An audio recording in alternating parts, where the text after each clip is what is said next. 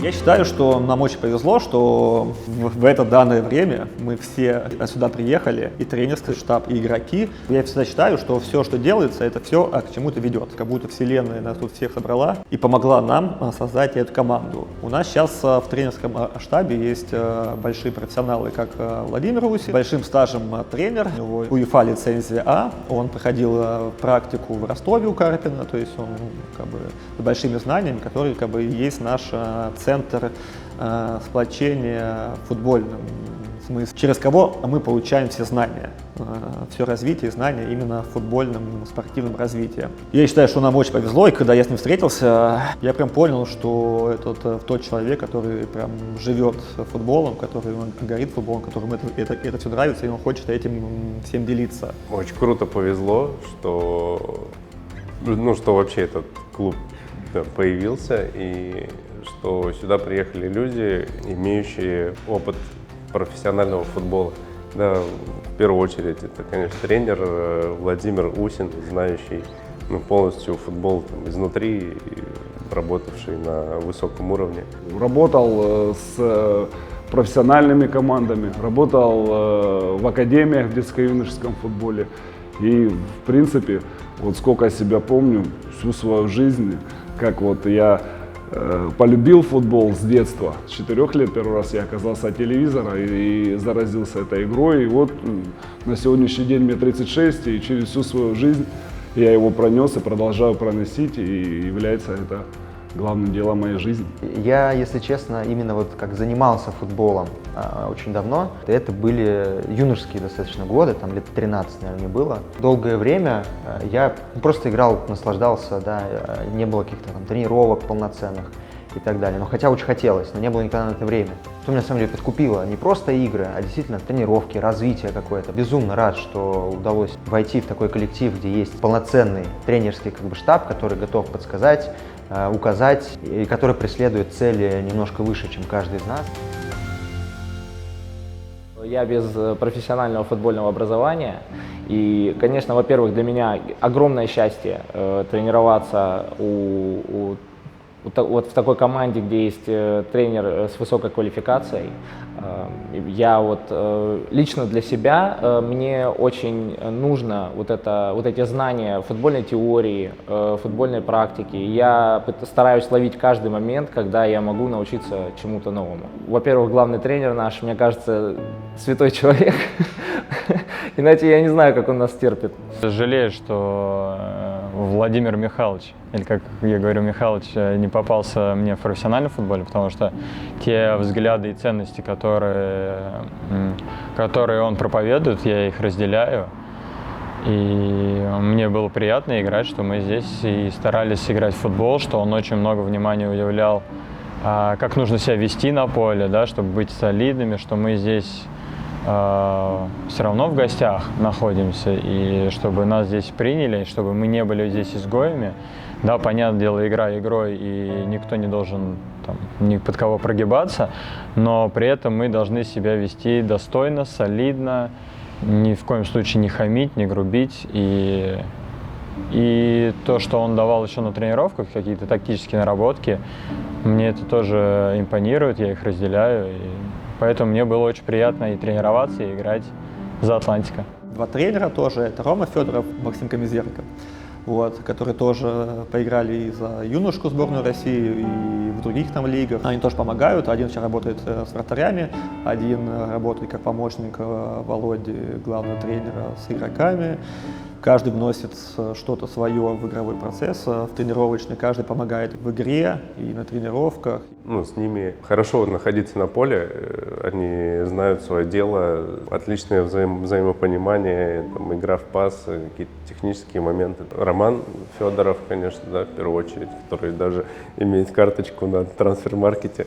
И еще, да, несколько ребят, там, которые имели профессиональный опыт, и несколько ребят, которые даже на любительском уровне очень хорошо играют, проявляют себя, с которыми можно поиграть, и что, собственно, уже доказывает, да, мы там в турнирах 8-8 уже имеем победы, 11-11, тоже в целом проявили себя.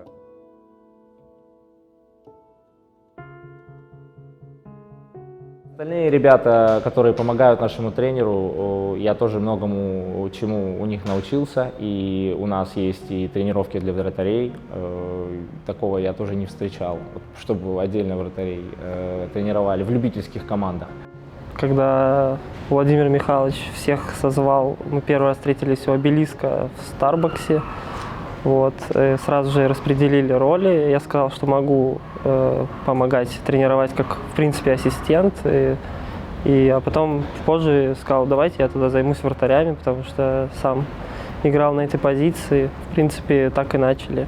Да, что касается вратарей, вратарской вообще позиции в целом, считаю, одна из самых важных позиций на поле, потому что ты делаешь ошибку, и это приводит к отрицательному результату. Потому что когда нападающий, он может не забить 6 моментов в игре, и ему практически никто ничего не скажет. А ты можешь всю игру концентрироваться и допустить одну ошибку, которая приведет к поражению. Поэтому всегда надо быть сконцентрированным.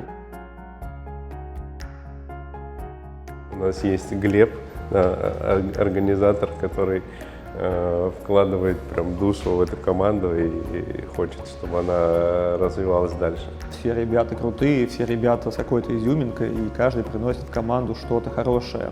То есть кто-то где-то играл, кто-то не играл, кто-то пришел просто потренироваться, но зато он как бы вносит в нашу комьюнити что-то хорошее, кто-то помогает и с тренировочным процессом подсказывает. Ну, у каждого свой опыт, у каждого свой какой-то жизненный вот этот опыт также, что набрал, он это в нашу комьюнити, в нашу маленькую семью, он все это вносит и помогает. И получается, мы вот по крупинкам все собираем и делаем вот это вот одно большое дело под названием ФК «Атлантика». Безумно рад был познакомиться с тренерским штабом, абсолютно со всеми. Вот, и надеюсь на долгую плодотворную работу. В нашем клубе никто ни от кого ничего не требует. В нашем клубе стать членом его может абсолютно каждый, что по-своему очень привлекательно и интересно.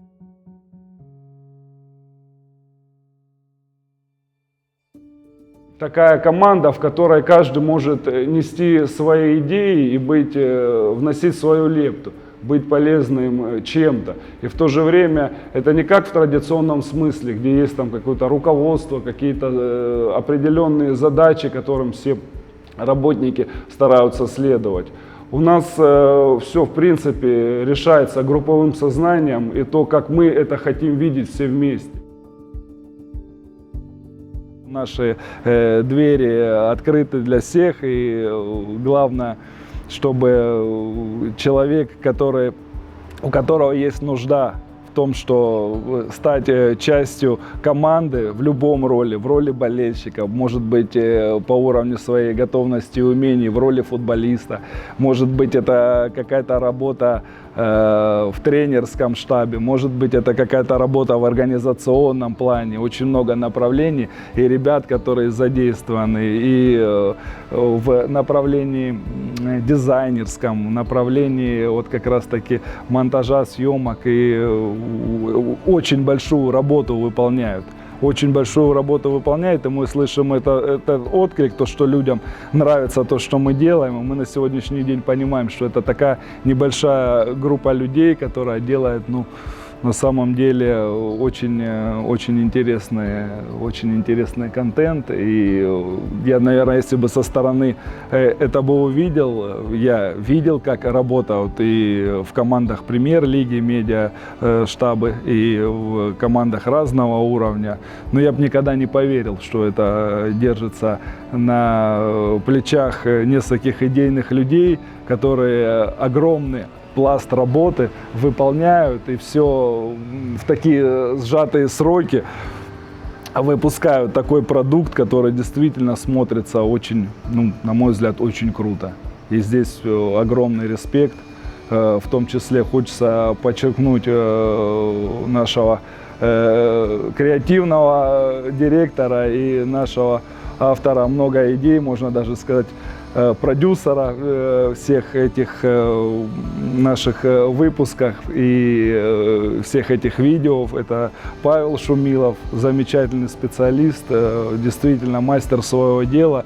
И я со своей стороны благодарен судьбе, что мне удалось познакомиться, вместе вот так вот сейчас плотно работать над развитием того, что мы вместе делаем.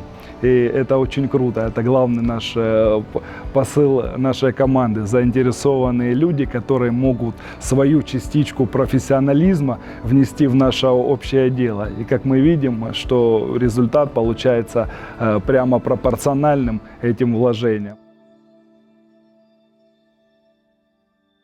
Я Саша, я работаю фронтенд-разработчиком, приехал сюда осенью, до этого объехав несколько стран, таких как Азербайджан, Узбекистан и так далее, и вот такими нелегкими путями оказался здесь. Я работаю удаленно, поэтому мне, в принципе, без разницы, из какой страны работать. Единственное, что здесь приходится, конечно, в 6 утра вставать, но это не помеха. А так здесь работаю, путешествую по мере возможностей и знакомлюсь с интересными людьми, играю в футбол. Изначально я узнал, попал в один из футбольных чатиков, в который Вова написал, что вот у него есть идея организовать ребят и организовать какую-то вот футбольную движуху здесь, пока на тот момент не было понятно, что это будет, в каком формате. Мне очень захотелось присоединиться к ребятам, и я начал написывать Вове, можно ли попасть. И уже на втором собрании я присоединился к ребятам и с тех пор с ними работаю вот вместе над организацией футбольной команды. Я в основном занимаюсь контентом, то есть управляю телеграм-каналом и инстаграм-каналом. Ну и также занимаюсь общением и поиском вот чемпионатов, в которых мы участвуем и в которых, возможно, будем участвовать. Меня зовут Эд, я в Аргентине полгода. С точки зрения профессионализма именно как игрока сейчас никакого, потому что я и так деревянный. А с точки зрения менеджерства последние 8 лет развивал одну из самых крупных коммерческих компаний в области спорта, любительского спорта. Мы строили футбольные поля и манежи, и на них, соответственно, делали различные активности, турниры, лиги, школы футбольные, аренды, работа с блогерами там, и так далее. То же самое клуб Эгреси у нас тренировался. Сделали самую крупную лигу в манежах. Сейчас там насчитывается около 120-130 команд. В команду «Атлантика» я попал 3 месяца назад. Просто сначала ходил на обычные игры. Тут пацаны создали чат, куда ты можешь записаться, просто поиграть. Один раз пришел поиграть, там тоже формат 8/8. На соседнем поле проходили тренировки для тех, кто сюда, соответственно, эмигрировал, приехал. Ну, в общем, кто с России, кто с Украины, с Беларуси и так далее. И решил записаться в эту команду, и вот на данный момент, соответственно, в ней нахожусь. Помимо футбольного процесса, я как раз-таки, ну не то что отвечаю, но помогаю с точки зрения формы. Сейчас по первой волне проработал с несколькими брендами, пока фидбэка никакого, но я надеюсь, что все в будущем будет, естественно. Тут хорошо то, что есть бренды небольшие, которые работают только на аргентинском рынке, ну, помимо там, различных Puma, Adidas, Nike и так далее. Вот с этой точки зрения моя цель — это одеть команду не только, там, условно, футболка, гетры, шорты, но и что-то большее.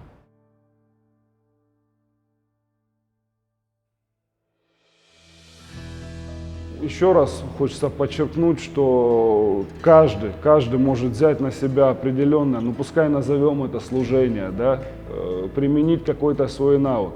В клубе ребята разнообразных профессий, разнообразных интересов, разнообразных навыков. И каждый, по сути дела, имеет сегодня возможность каким-то образом поучаствовать и принести свои идеи и свои умения в рамки вот этого, ну, общего. Маленькую свою часть принести в общее.